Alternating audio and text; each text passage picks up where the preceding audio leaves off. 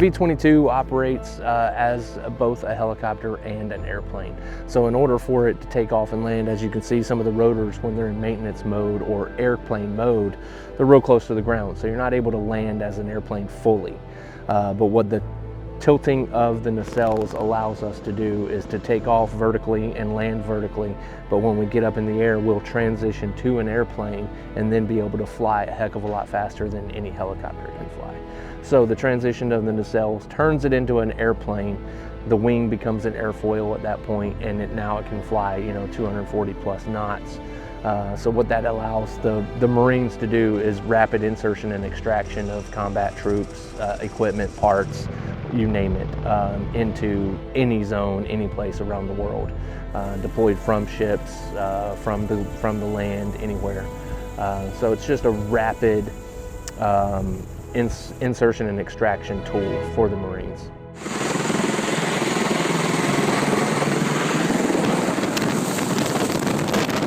I've been part of Marine Corps Aviation since 2001. I joined the Marine Corps in 2000, but got to my first unit. I was a HMX for 5.5 years, so the Presidential Helicopter Squadron. Then at that time I was a CH-46 crew chief.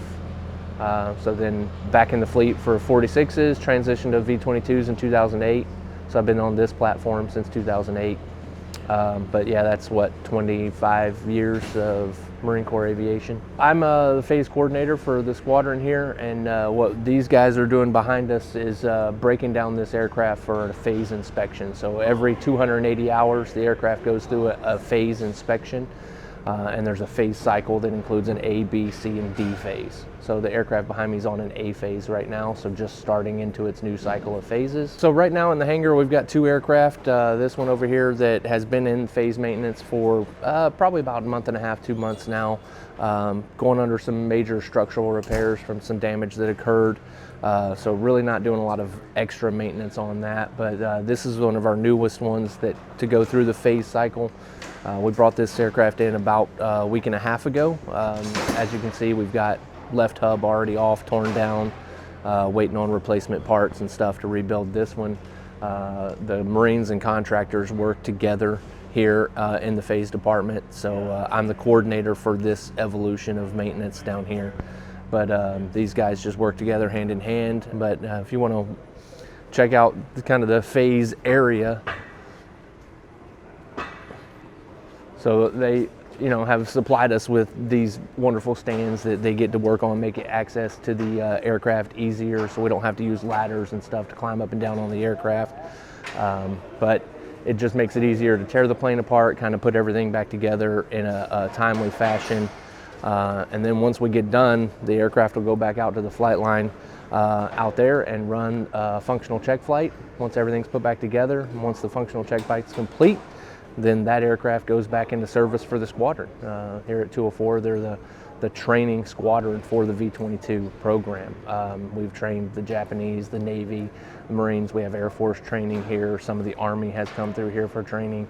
So a lot of personnel get training. All the aircrew and pilots come through 204 to get trained. So a lot of stuff happening here, and part of this job is to make sure that they have safe and ready aircraft for their mission. So this one is the tilt axis gearbox. So one of the 5, there's one on each side for the tilt axis gearbox. That guy's coming out. So that is from here all the way up to here is the tilt axis gearbox. So that's going to come out of the aircraft. Attached to the tilt axis gearbox up here is the pylon, or the prop rotor gearbox, connected through a pylon drive shaft here. The prop rotor gearbox is then driven through the input quill area by the engine.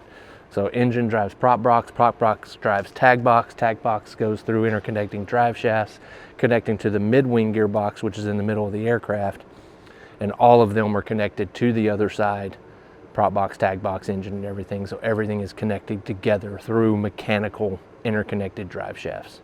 When you do fold these aircraft, the 2 blades on each side will fold together to create 2 sides that are folded together, and then they will rotate inside, and then the entirety of the wing will unlock and rotate and be over the center of the fuselage. So when you see one in full stow, is what we call it, it's completely stowed and in a streamline so that you can put 12 of them on the front of a boat or a ship somewhere.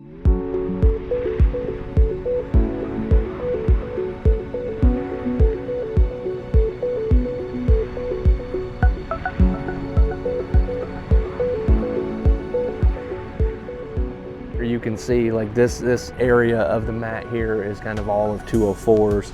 You get over the next two lines, there's another squadron right next to us, and they have aircraft there. And then as you see further past is all the fleet squadrons, the deployable squadrons over there, and then all the way across the way is a whole nother hangar full of fleet aircraft. So this entire flight line is mostly V-22s, but also CH-53s. And then if you go all the way down, you'll see the Hueys and Cobras way down there on the end. That's where they live.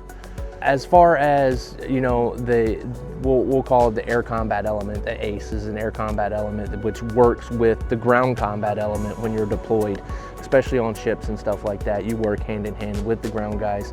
A lot of those guys don't understand or know much about these aircraft at all, other than sit down, shut up, and go for a ride.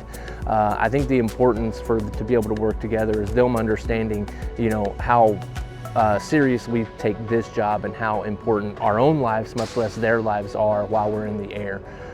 So being able to load those guys up, get them safely and effectively into a combat zone, and then when, you know, shit hits the fan, for us to be able to get back in there, grab them and get them out and return back to the ship safely.